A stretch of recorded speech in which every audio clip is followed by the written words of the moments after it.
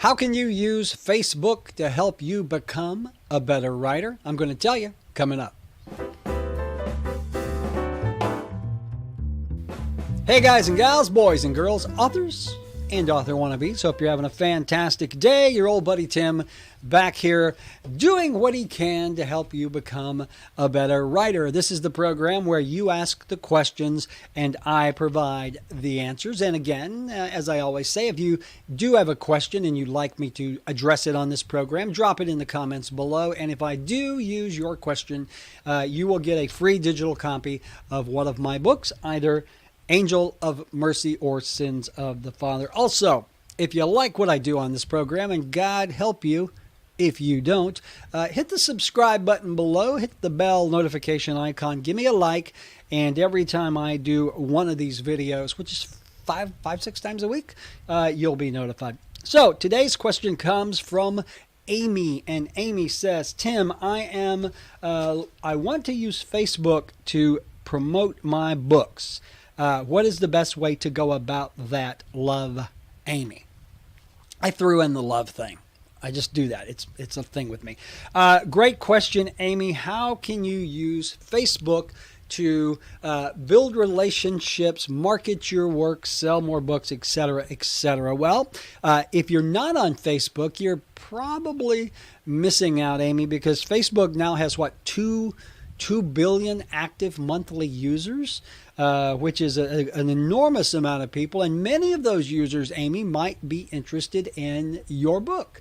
You don't know. You never know. There's so many people out there. Gosh, it's highly probable. So you have to consider what kind of Facebook presence do you want to establish. Now, if you're like 2 billion other people, you probably have a personal page, Amy. I have a personal page where I post, funny dog videos, because that's kind of what I do. Pictures of my dogs, my family. I share funny things. That's my personal page that is only meant to be seen by my friends, not by fans or readers. So then you can start a fan page. And I know it's a little presumptuous to call it a fan page, but basically it is a page that you set up where you keep in touch with your fans. Okay, it's a page where it's dedicated solely to your author career, your books, your writing, that sort of thing. It's a page that you set up where you can share news about book releases, or you can offer free downloads, or what have you. Basically, again, a fan page is a page that you will put up just to keep your fans, your readers, informed about what's going on. Now, fan pages are typically kind of one-sided. You're going to put most of the content on the fan page.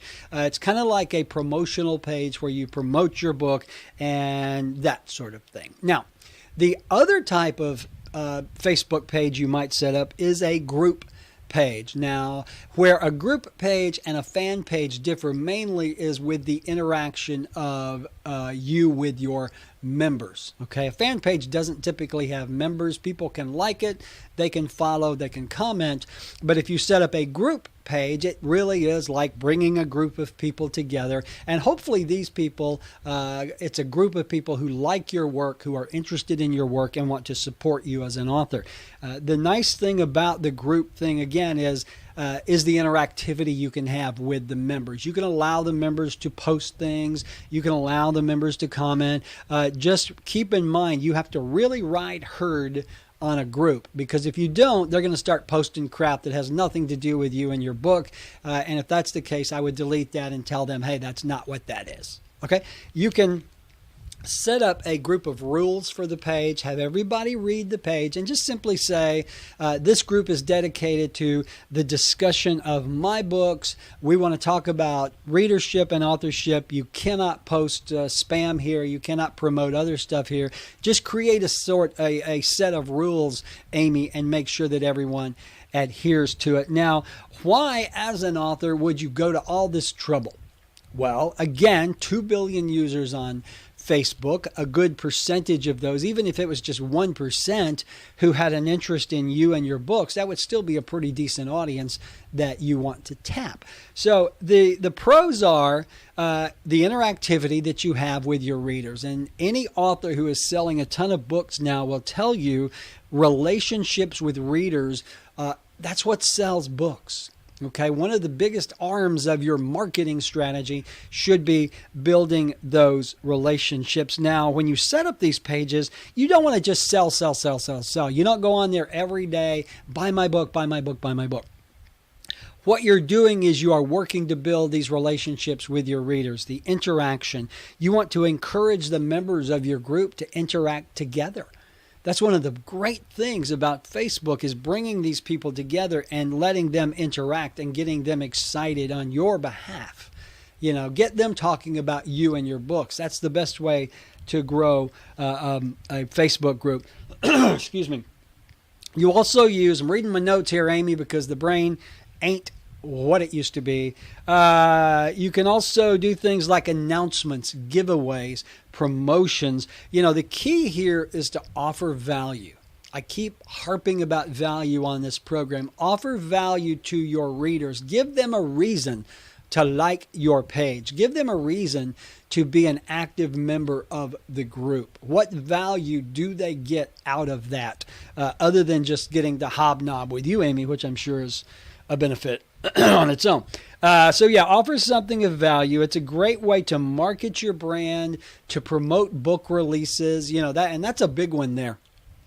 If you have a new book coming out in 3 weeks, you can start promoting it on your pages now and maybe offer advanced reader copies, get some beta readers going, get people excited about that book launch, because the day you pull the trigger, chances are a lot of the folks in your group are going to go buy that book or download it on Kindle Unlimited, and the money will go up. So a couple of other tips here. Don't beg for likes. I get every freaking day, Tim, will you like my page? Will you like my page? Will you share my... I love you. God loves you, and so do I. But there's absolutely no need for me to like your page, just simply to like it. If I have no interest in what you're doing, me liking your page has no greater bearing on your success as me just going like this, okay?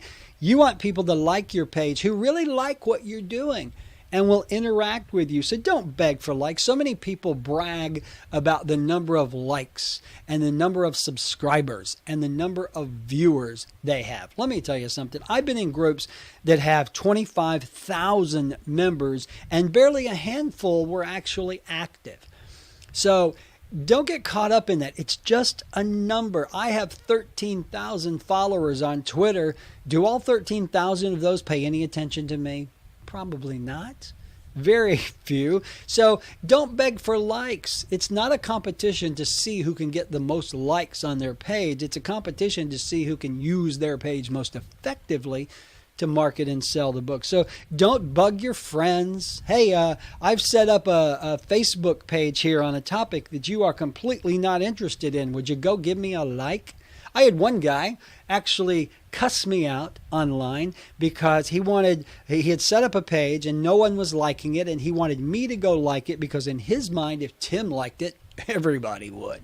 And I had to tell him, I have no interest in what you're doing. That does not pertain to me. So me liking that page is not going to do you a damn bit of good. Well, let me tell you what, that didn't go over well. So don't beg for likes. Let's see what else. Yeah, you want to let people connect. You want people to interact. But hey, if someone starts being an asshole, if you start getting trolls in the group, people who are always negative, bounce them out quickly, because there's no need for negativity. It will bring everyone down. The last couple of things here, use this for marketing. Always have a Facebook strategy, though. Don't just throw up a page and leave it there. You've got to work it, and it does take work. There are entire companies built around managing Facebook pages for authors and other people.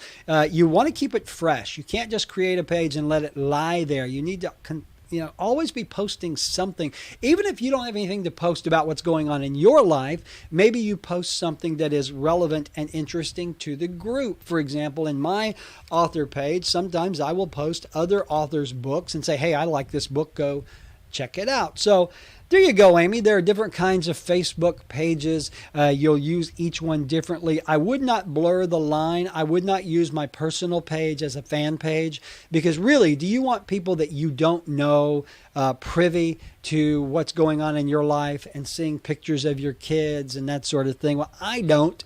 And so I keep them completely separate. There's an old thing in business. You should keep your personal life and your business life separate. And you should do that, Amy, on Facebook as well. Okay? Did that help? Let me get a, hold on. Fighting a little Alabama cold here. So, Amy, I hope that was helpful, and I hope you found it helpful too. If you did, leave me a thumbs up. Give me a like. I'm not begging for likes. I just want you to like me. There's a big difference.